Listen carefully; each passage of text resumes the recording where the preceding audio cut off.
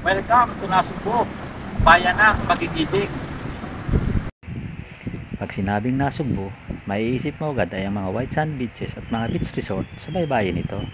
Pero hindi nyo alam, napakayaman din sa kasaysayan ng bayang ito. Panahon ng Kastila, Hapon at Amerikano ay kasama silang nakapaglaban. Nandito tayo ngayon upang kilalanin ang iba't ibang uri ng mamamayan dito sa Nasugbo. Let's go! Sa pag-ikot-ikot ko dito sa bayan ng Nasugbo, ay nakatawag pansin sa akin ang isang lalaki na sigaw ng sigaw habang sakay ng kanyang motorsiklo. Bakit kaya? Halina, alamin natin. Gulama na may melon! Gulama na may melon! Gulama na may melon! Saan ka man naruroon? Ikaw pa rin hanggang ngayon. Melon! Gulama na may melon!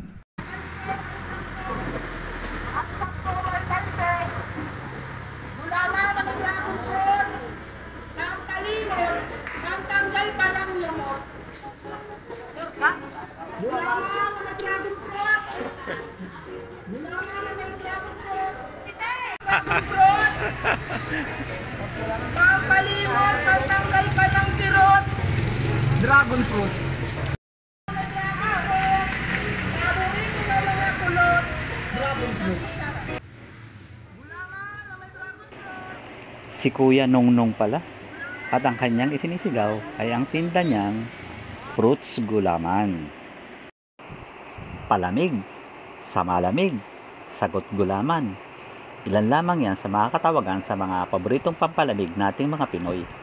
At kalimitan silang matatagpuan sa mga palengke, labas ng paaralan, o sa mga kanto-kanto lamang. Pero iba si Kuya Nongnong dahil ang kanyang fruits gulaman ay makikita mo kahit saan dahil ikaw ay kanyang pupuntahan. Okay mga kakakwentuhan, nandito po tayo ngayon sa nagtitinda nitong buko pandan. Kung taga rito kayo sa Nasugbo, ay malamang naririnig nyo lagi ito dahil umaga't hapon makikita nyo po sila sa kalsada. So yun po ito yung mga gagamitin ni Kuya. Yan yung ginagamit nila sa paglalaho nila. Ayan yun. Anong oras siya umaalis? Wala po, awak po kasi niyang oras na. Ay, ang kagandahan dito, no? Kung kahit anong oras mo gustong umalis, pwede. Minsan po, naalis yan alas 12. Alas 12, nauubos naman niya. Opo, alas 3 nandito na po siya. Yun ang maganda. Ilang oras lang, ubos na, no? Magkasama po kayo? Opo. Ilan po ang supling nyo? Ayan po, 5 po. Aba? Malalaki na po. Malalaki lang, medyo Bunso marami po, na. 16 years old na po.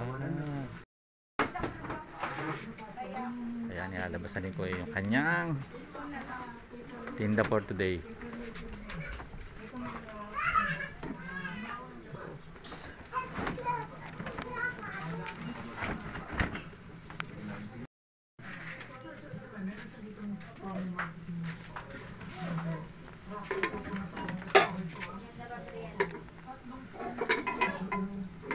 Kaya matagal na kayo naglalako ng buko pandan?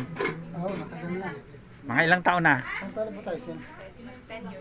Mga 10 years na, matagal na rin ano? Kasi kuya, yung mga dyan, yung normally sa kanto-kanto lang, di ba? Parang ikaw lang ang nakita ko na nag-iikot niyan. So, Dati nung una, naka-standby lang ako. Mahina. nag-umpisa ka rin sa naka ano lang? Sa mga school. Oo, sa mga school. Yan, pinapalayas. Kasi bawal. Lagi kayong pinapaalis. Sa mahina siya. Bawal, di ba? Oo. So kaya naisipan mo na ganyan. Gumala-gala na lang ako sa mga bahay-bahay. Nilapit ko na lang yung tinda ko sa mga bahay-bahay. Oo. Parang ikaw lang nakita kong ganyan eh. May kakompetensya ka na ba rito sa Sa Nasugbo? Nasugbo. Dito sa Nasugbo, wala. Ako lang. Oo nga, parang ikaw nga lang nakikita ko dyan. Pagkakaiba kuya nung mga tinda mo doon sa normal na mga nasa kanto-kanto lang na palamig. Kasi sabi ni ate, di ba, parang gulaman talaga yan. Gulaman, nilagyan talaga ng totoong prutas. Gulaman talaga na may totoong prutas. Kasi di ba yung palamig, tubig lang na nilagyan ng asukal tsaka flavor. Yung flavor na... yung mga flavor. So, yung sa'yo? Talaga, gulaman siya, na binili kong gulaman, niluto. Tapos bumili ako ng, kunyari, ang flavor nito ay dragon fruit. Oo. Bumili ako ng dragon fruit. Oo, kasi ang mga flavor mo, dragon fruit, melon, avocado, buko pandan. Pinaka-specialty ko, buko pandan. Doon ako nagsimula sa buko pandan. Ah, sa buko pandan ka nag-umpisa. Hanggang ngayon, bestseller pa rin siya. Tapos yun, hanggang naisipan na ibay naman ang flavor kasi kung puro buko pandan, Oo. nalalawa ang tao. So, ikaw lang pala nagtitimpla niyan? Oo. Oo, nakakailang timpla? Katulong ko ang misis. Ah, katulong may misis mo. Nakakailang timpla kayo sa maghapon? Sa isang araw, isa lang. Isang Oh, timpla. pero tatlong ano bale, no? Kasi tatlong Anak ko ginagamit. yun, anak ko. Ah, anak mo yung isa. Oo. Nagtatrabaho siya sa Cavite, nag-resign na. Oo. Tinulungan na lang ako sa business namin. Ah. Fruits gulaman! Fruits gulaman! Gulaman! Na may prutas! Na may gatas! Lulusog ka pa't lalakas! At mapapansin ka pa ng iyong crush! At iibig sa'yo ng wagas! May 20, may 10! Pwede mong kaining nakatayo! Pwede rin pong nakaupo! Bili na po! Bago pa ako lumayo!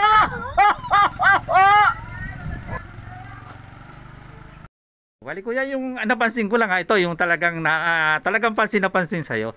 Yung kada flavor mo may hugot ka. Yun ang nakakatawag pansin sa mga tao eh. Ikaw lang bang nakaisip noon sa mga hugot na yun? Strategy yun eh. Ah, strategy talagang. Kasi itong paninda mo naman, di naman kilala. Di katulad ng ice cream, Oo. na matagal na panahon. Oo. Ayan eh, katulad ng scramble. Kaya itong akin, bago lang kasi, kailangan kong makaisip ng para ako'y mapansin, para mapansin itong aking paninda, makain ganyan, mga minsan, Oo, natutuwa. actually yun talagang basta narinig kasi yung mga hugot na yun, alam na ng mga tao na ikaw yun. Uy, ito na si kuya, buko pandan. So talagang yun ang nakakaengganyo sa mga tao. Pero kuya, yung mga hugot mo, may inspirasyon ka ba ron? O may pinagdaanan ka? Kaya magaganda kasi yung hugot mo. Ang pinagdaanan yung mga anak ko. Ay ba? Ilan ba anak mo kuya? 4 na babae, 1 lalaki. Aba, medyo marami, no? Pero kumusta naman kita? Nakakaagduan naman sa... Ayos naman, nakakaraos naman kami. Oo. Nakatulong din sa kapitbahay. Oo. Nakatulong din mga kapitbahay yan. Hindi Oo, nila. nakapag-aral naman yung mga bata dahil sa... Oo, maganda. Basta masipag ka lang naman, yun lang naman ang importante dyan eh. Oo. Ito kuya, yung, di ba, normal yan, ganyan. Nakakita ka nila sa kalye. Naimbitahan ka na ba sa mga party? Halimbawa, ito, timpla mo kami ng ganito, parang ganon. Hindi ba? Umu-order lang sila sa akin. Pag birthday, umu-order lang sila sa akin. May umu-order na sa'yo. Oo, maganda yan. yan. Umu-order lang sila sa akin ng halagang Oo. 500, halagang So 1,000. open ka parang ganyan. Kapag may gusto mag-order, dito tawag na kay kuya. O kaya message lang. May nag-online order na ba sa kuya? Order online? Hindi kami nag-online. Hindi pa kayo nag-online. Nagagala na rin naman ako. Sabagay, kitang-kita ka naman nila, no? Pero in case na may mga gusto, pwede naman Pagka yung customer ko na nabilang ko, kuya, birthday ng anak ko. Pwede bang dalan mo ko ng ganyan? Yun, binadalan ko na lang sila. So, salamat kuya. God bless sa business mo. Sana'y patuloy na maging matagumpay. Yun lamang kuya. Maraming salamat. Pagpalain ka po. Siya naman ang anak ni Kuya Nongnong. May ruta ba kayo ngayon? Dito lang ako. Nasugbo lang. Hindi kayo dadayo sa lian or ano? Ako, nagliliyan ko. Naglilian ka? Inaabot ba kayo na maghapon? Kamisan, no? Pero paano pag maulan? Kunti lang, medyo lang. Konti lang. Mga isang motor lang, ganon. Dati raw siyang may trabaho, pero nag-resign na. Sumulong na lang sa negosyo ng kanyang ama. Sige po. Salamat. Gulaman na may dragon fruit! Kuya, pabili po. Gulaman na may dragon fruit! Gulaman na may dragon fruit! Ayan, marami pong bumibili kay kuya. Pakipot, dragon fruit. Gulaman na may dragon fruit! May 10, may 20. Pwede mong kainin sa tabi. Kahit wala kang katabi. Araw man o gabi. Gulaman na may dragon fruit.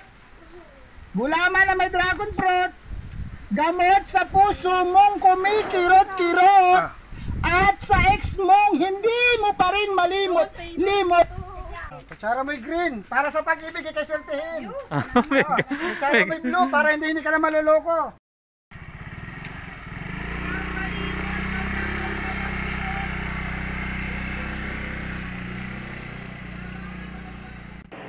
Yan ang maikling bahagi ng buhay ni Kuya Nongnong. Masipag, madiskarte, palaban sa buhay. Si Kuya Nongnong, taga Nasugbu, magiting na Batanggenyo. Kung nagustuhan niyo po ang aking video ay huwag kalimutang mag-subscribe at pakishare na rin. Maraming salamat po.